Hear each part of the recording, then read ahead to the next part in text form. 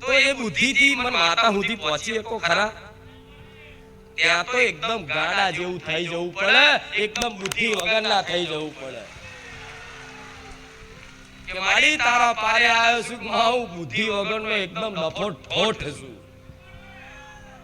ભલે પછી દુનિયા માટે, સંસાર માટે તમે બહુ હોશિયાર ને બહુ ચતુર હોવ, પણ મારા પારે આવો, કોઈ પણ દેવી શક્તિ ભગવાનના પારે જાઓ, એકદમ બુદ્ધિ વગરના થઈ જવાનું કે કોઈ જાતની મારી બુદ્ધિ નથી, આ થોડી ઘણી છે, એમાં તારી કૃપાથી છે.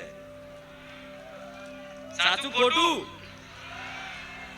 કેમ કે તમારું આ મગજ છે, મગજની અંદર આ બુદ્ધિ છે, આ મન છે, એ કઈ ઘડીએ કયો તાર તૂટી જાય, વ્યક્તિ ખબર નહીં પાગલ થઈ જાય. પણ આ ભક્તિનું પાગલ પણ એવું છે કે તાર તૂટે નહીં, ભક્તિના તારમાં જોડાય, એ હંધાય, એ તાર તૂટે નહીં. આ તૂટેલો તાર મારો તમારો ભવનો આ જોડાયો છે એવું માનજો.